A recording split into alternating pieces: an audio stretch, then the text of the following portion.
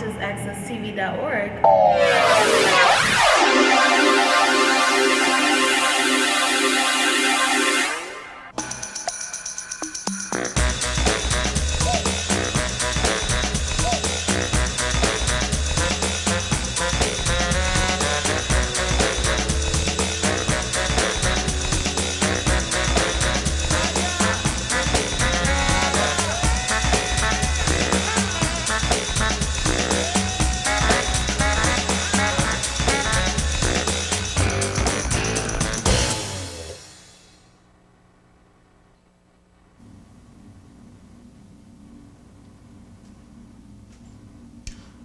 Good morning. This is Jonathan Small broadcasting live today, November the 5th, 2012 from accesstv.org studios in downtown Hartford. And pretty much I'm very glad to be back here doing this program, All About You. Was out of the country for the past month and just very thankful to be back here safe and sound. And this program is designed to give the viewers out there a segment of the guest's life story from the beginning towards the end. Today, I have a very special guest. He's a business consultant. He has a complete broad range background in many different areas. His name is Rufus Wells. Good morning, Rufus Wells. Good morning, Jonathan. Okay. Could you kind of give the people out there who don't know you your life story, where it got started at? Okay, if I start from the beginning, I was born in Jacksonville, Georgia, a little town in Georgia. I think there's probably 150 residents there now. Mm-hmm. And when I was one, my parents moved to Hartford, and we lived on Liberty Street, and probably a couple of years. And I remember moving to Stowe Village. They had just built it. It was brand new, 1952, and I grew up, in Stowe Village. Everything seemed pretty normal to me. I saw transitions. I saw Stowe Village go through a transition. Mm-hmm. Attended Clarence A. Barber School, then went on to Weaver High, the old Weaver, Okay. The real Weaver. The real Weaver. I like to give it that little credit. Okay. Over there near Kinney Park, and I played, on the basketball team. We had a pretty good amount of success. Mm-hmm. But back then, we had people like, Doc Hurley and Bobby Knight, John Carter, to mention a few, John Kyler. If I start mentioning too many names, I'm sure to miss somebody. But they kind of, guided, guys like myself, Eddie Griffin, Dwight Tolliver, other athletes on the right path. You know what I mean? We had like guidance in the house, and we also had guidance when we were, out, playing basketball and fooling around in the streets. We couldn't do whatever we wanted to do. Yes. I remember one time I was on Cleveland Avenue, and I must have been maybe 12 years old, and you know how kids at 12, they're playing around with cigarettes and stuff. And we were out in front of Stephen Harris's house, and you think you're far enough away from home that if you take a puff, nobody will know. And his mom looked at me and she said, "Is that you, Rufus?" And I said, "Oh no." Okay. "I'm going to call your dad and let him know what you're doing." So, I guess you couldn't get away with things back then because people would keep you in check. Yes. Okay. Moving on to again, getting back to Weaver. Weaver was a very competitive school back then. If you got an education from Weaver, you got a very good education. And from there, I went on to got a basketball scholarship to go to the University of Bridgeport. We almost won the state championship that year, but we lost by 2 points to Wilbur Cross, so that was kind of a bummer. But basketball's been good to me and for me. In 1966, I went to the University of Bridgeport. I spent 4 years there on a basketball scholarship, and I met my wife, Janice, while I was in Bridgeport. Mm-hmm. And I think I met her in '68, and we were married in 1970, because people were getting married early back then, Yes. because of the Vietnam War. Mm-hmm. People were going off to war, and some of your friends weren't coming back, so you felt like you had to live a little bit faster. You know what I mean? So we got married in 1970, so we've been married 42 years now. After graduating from the University of Bridgeport, I came back to Hartford, and I had this draft thing hanging over my head. My draft number was 35, so it wasn't a question of whether I was going to serve my country. It was in what capacity. Okay. And I joined the Army Reserves, and I couldn't get a job because people go, "Oh man, you got a nice education, majored in accounting. We want to hire you, but you got to get your active duty finished first." Yes. And here I am, just married, and I can't get a job. I'm like, in 2 months, I was supposed to ship out to do my active duty. So, I did odd jobs that summer. And that was the same summer, though, when in the summer before, when they had riots in Hartford. And, things were a lot different. Okay. Like on the campus, they had taken over the main administration building at the University of Bridgeport, and I know UConn was having issues, and the Kent State shootings happened, so it was a time of change. Okay. And I couldn't find a job. I'm going like, man, what am I going to do? So at any rate, I did my active duty, came back, and I started working for Society for Savings, which is a bank. Mm-hmm. A lot of old timers in Hartford remember Society for Savings because they had weathered the Great Depression. Yes. Okay. And anybody that went to school had their school savings account with Society for Savings. Moving right along from Society for Savings, I was there maybe 3-4 years, and I went to work for a bank in Meriden, Jefferson Federal, writing mortgages and whatnot, and doing lending. And I did that for about another year, and I said, this banking stuff was getting old. Mm-hmm. And the gentleman made a offer to me to come to Pratt & Whitney and be in their training department. And that was, I'd have to say, up to that point in time, I was maybe 25, 26 years old.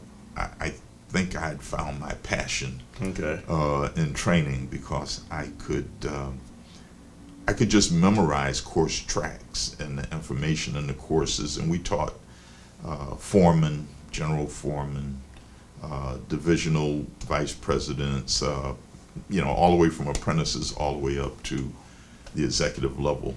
And we used to always say there's 3 ways of doing things. There's the right way, there's the wrong way, and there's the Pratt & Whitney way. Pratt & Whitney way. Yeah. Okay. 3 different ways. Yeah, the wrong way gets you in trouble. Yes. The right way may get you in trouble. Get you. Okay, but if you do it the Pratt & Whitney way, you never get in trouble. But I really enjoyed, teaching and training, getting people ready for management. And I put together a financial course for my unit. And matter of fact, I was probably the only one in the unit that had a financial background. And they encouraged me to get my master's, which I did. And then I started to work on my PhD. And I know we get a training opportunity to be the manager of a training unit for a major corporation came up. And, we were negotiating salary and whatnot. Mm-hmm. And, I said, well, I have my master's in organizational behavior, from the University of Hartford. And, people at Pratt & Whitney were very high on my skills and whatnot.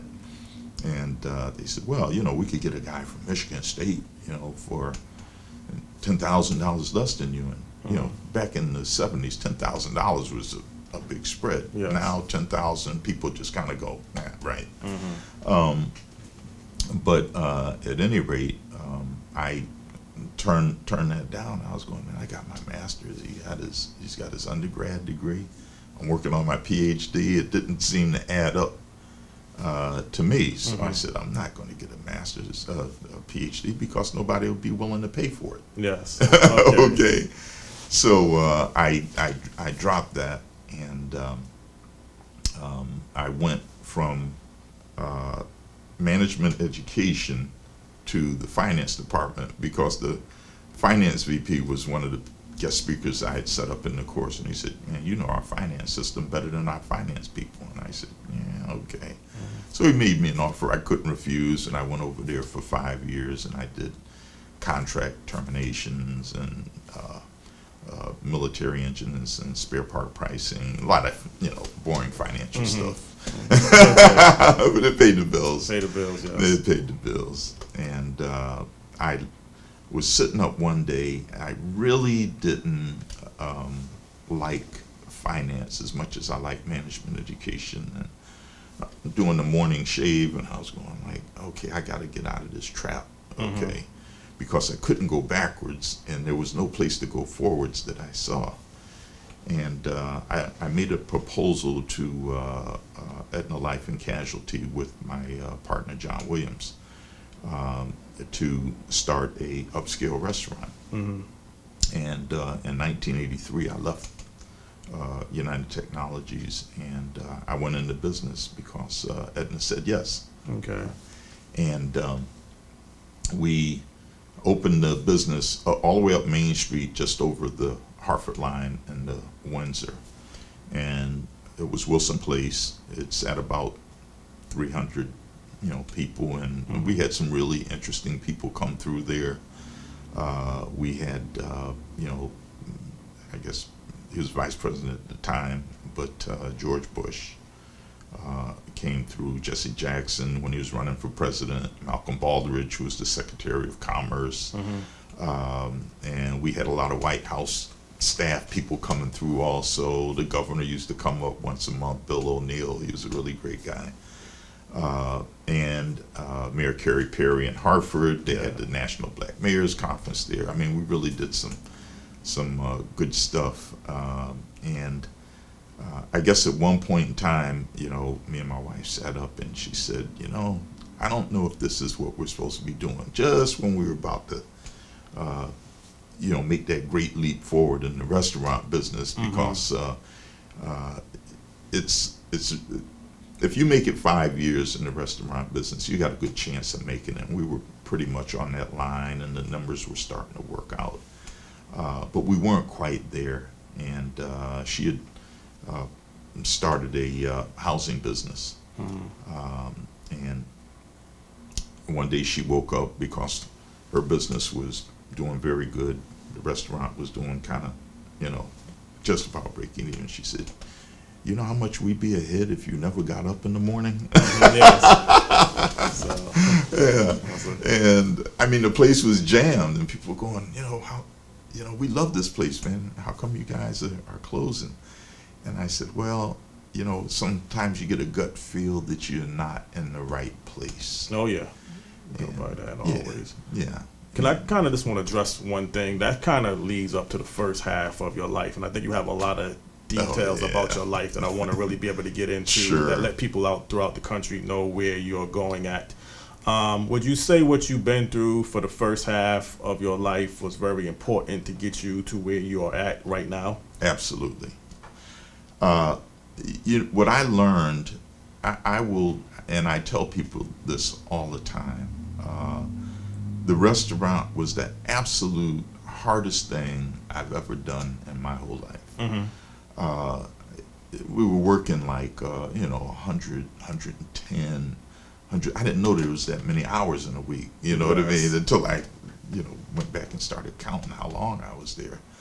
And you had to know marketing. You had to know, cash management, inventory control, human resource management. I mean, everything in business was kind of encapsulated in the restaurant business. everything that you didn't watch grew feet: the cash, the food, the liquor. You know, Yeah, I mean, it was just connected. so you had to be constantly vigilant, and I think that vigilance and that attention to detail kind of helped us when we went into the housing full time. Mhm. Okay, and you're absolutely right, because when we got into housing, it kind of, you know, jump started us into the second half of my life, really, and that's what it is. And we began by taking, well, the first contract that she had was to move like 300 families out of Elm Haven high rise, a relocation contract back in, I don't know, it had to be maybe 86, 86. yeah, or Okay. so. And we did that, and from moving those families, we went to the city of Bridgeport, and we moved 100 families and 8 stores, commercial establishments, and we were kind of starting to cut our niche in real estate. Okay, we hadn't finished that contract, and we were looking and we were saying, if we give people money, they're going to spend it, but if we can give them some kind of rent subsidy, and the state was just about to spring out this rent subsidy program. It's called the RAP, Rental Assistance Program. Yeah. We got funding to do 100 units in the city of Bridgeport, which was one of the first cities, Bridgeport and New Haven, to receive RAP funding. And I went to the commissioner of the Department of Social Services, and they had people in hotels that they were paying like $3,000 a month for a room or 2 rooms, you know, $30 a night, you know, and some families needed 2 rooms and whatnot. And I said, listen, this RAP program that we're moving these folks with, if you applied that to your homeless situation, you save the state a ton of money. Okay. So between 86 and 89, actually maybe 87, 88, 89, we moved about 1,800 families out of hotels into permanent housing. Permanent housing, okay. Yes, okay. And we administered the state rental assistance program for the State Department of Housing initially. Okay. All the housing programs were with the Department of Housing, and I don't know if they have a housing department now through reorganization. In '89, the Section 8 program came out to bid, and we had this, you know, experience, and my wife had worked at Imagineers, and they were the operator of the Section 8 program in Hartford, and we gave it a go, and we were awarded the contract, and we started operating subsidies all over the state of Connecticut, and we were the largest minority contractor / consultant, whatever you want to put class you want to put it into, for the state of Connecticut. And we had about 58 employees. We had offices in Hartford, New Haven, Bridgeport, and we really did a bang-up job. We brought the program from like 13 million to 22 million. We had a waiting list of 10,000 people, which we were not proud of, and we didn't really. We could have helped them if we received the money, but unfortunately, you know, HUD's funds were a little limited. We did that from '89 to '96, Yes. and we were just about to get put up for best practices nationally, because even the local HUD office would say, if you got a problem with Section 8 and you haven't figured it out, call HartCon, they'll figure it out for you. Okay. And so we'd get those HUD calls. Okay. Okay. And when it came time for contract renewal, I guess we were putting a lot of pressure on folks to, you know, up their game in the Section 8 business, because I know they were spending $250,000 in general fund money when we took the program, and we were giving them back $300,000 by the time that we were maybe 3 years into the program. So we were very efficient at what we did, and we took pride in that. And our staff mirrored the state. We had white, we had black, we had Hispanic, we had Asian, we had handicapped. I mean, so we were what the state said they wanted. But unfortunately, for some reason, they didn't re-up us, and that bothered me because I thought that the government was about excellence, and we were about excellence, but apparently excellence was not enough.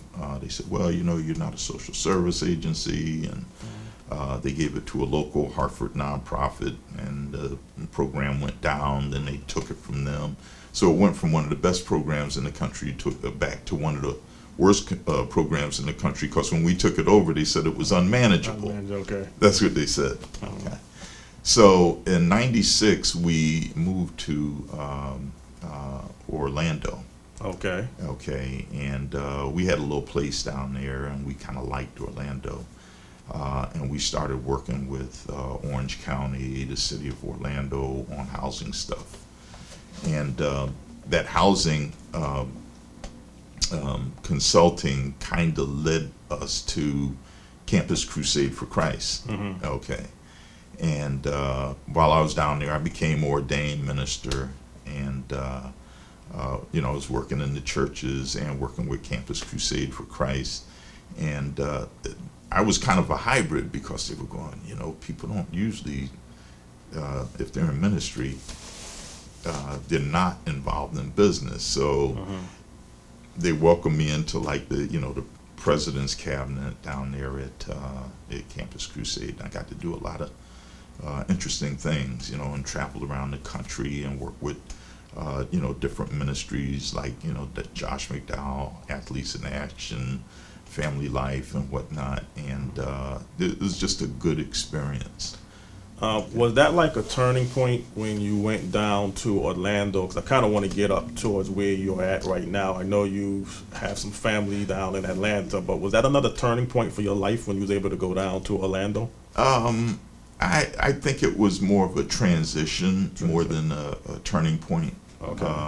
And the reason I say transition is because, we kind of got out of rent subsidies and into, development things that I did when I was in banking, like putting housing deals together for developers and things of that nature. Okay. And they weren't really into affordable housing when we got there. And then the need was there, and they said, well, we don't have anybody that understands government programs. Okay. And we went to HUD, and HUD said, you know who the Wellses are? These guys got a national rep. And they were going, we didn't know that. I didn't know that either. So, at any rate, that's why I say it was a transition. And then we were in Orlando for about 10 years. But I was coming back and forth. Hartford, it must be something in the water in Hartford, because I always come back to Hartford. I'm gone, but I'm here, And so I was coming back and forth and working with folks on the school building program here in Hartford. At the same time, I was doing a project in Orlando. Okay. And so I was, just kind of moving around, and my daughter had gotten married in the meantime and moved to Atlanta, and my wife was like, let's go to Atlanta for the weekend. And it seemed like we were going to Atlanta every weekend. I was going like, oh, Lord. Well, that was actually from Orlando to Atlanta. That was Orlando to Atlanta, but still, that's kind of a trek, yeah. So finally she said, let's just move to Atlanta, and then that way I can be closer to the kids. And I said, all right, because I could do what I do from, anywhere. Really. Yeah, business consulting, you can do that on the road. So I got a call while I was in Atlanta actually, I think the call started when I was in Florida, from the Minority Construction Council. They called and said, Ruf, would you consider coming up here and helping us out with the council? I had been a prior member, and I said, well, if certain things changed, I would agree to help you out. Okay. And ultimately what happened was, I guess they had some real, financial challenges that kind of made things change. And, I got the call one day and they said, well, the things that you said needed to change, did change, and, oh yeah, by the way, we don't have any money to pay you, So I said, all right, I'll come up and see if I can, help out and do what I can.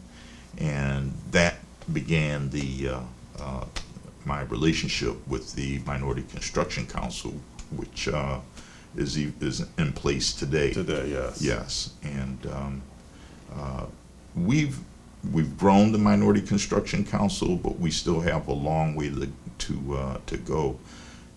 Working in the Minority Construction Council, I saw the inequity that had been going on for years because, as I mentioned before the show, I was working with Ron Dunson and George Millward back in '89 when we were in housing to try to help minority businesses stay in business, because the minority businesses and African American businesses in particular face a unique challenge, okay, in that if you look at credit, they pay more for credit.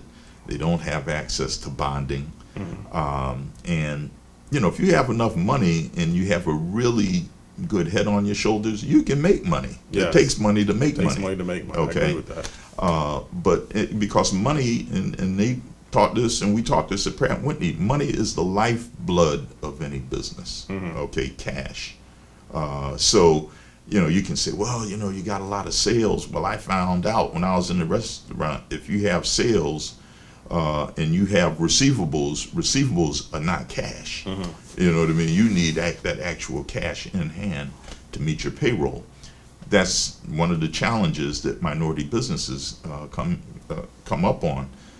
That access to capital is a barrier to growth, okay, which kind of brings us to the school building program in Hartford, which, I did some consulting on that. And, if companies aren't paid on a regular basis, okay, they get starved to death and they go out of business. Not because they were incompetent, okay, but because the cash flow, the blood flow of the business was stopped. Yeah. Okay. And just like the body, you stop the flow of blood to the heart, it's gonna die. Yes. Okay, you stop the flow of cash to a business, I don't care what business it is, it's gonna die. Okay. Unless you have alternative means of a transfusion through a bank or, institutional lender. Okay. So along comes the school building program. We put some things in place, hopefully, to help minority business with this cash flow situation, and it doesn't really seem to quite work out. Then we get to the MDC, and we started working with them in 2005 on some of the issues that minority contractors have, and it just it was one issue after another that they didn't really want to address. So that's why we're at the point where we are right now with the MDC, where we're telling people vote no on additional funding for $800 million in funding for the MDC, because out of the $346 million that they spent in the first 5-6 years of this project, there hasn't been one African American, and I say African American, prime contract issued on that project, and that's a problem. Well, Rufus, I know that's kind of where you work at right now at this particular stage of your life, and I guess that's another chapter that you're moving into. Right. And another transition. And we was able to cover a lot of ground of your life story from the beginning stages towards where you're at today. I think you're a very prominent figure in this community, and I think you also are a national figure too, because you've done a lot of work in other places of the country. And I think more people should be aware of what you are doing and what you're planning to do, because this is really not an easy job No, to it's take not. on these type of major issues. And hopefully more people could find out about you and your consultant work that you have. And it was very interesting to have you on today. I guess this last part of your life is just taking on this chapter here locally and then dealing with your family in Yes. Atlanta. Yes.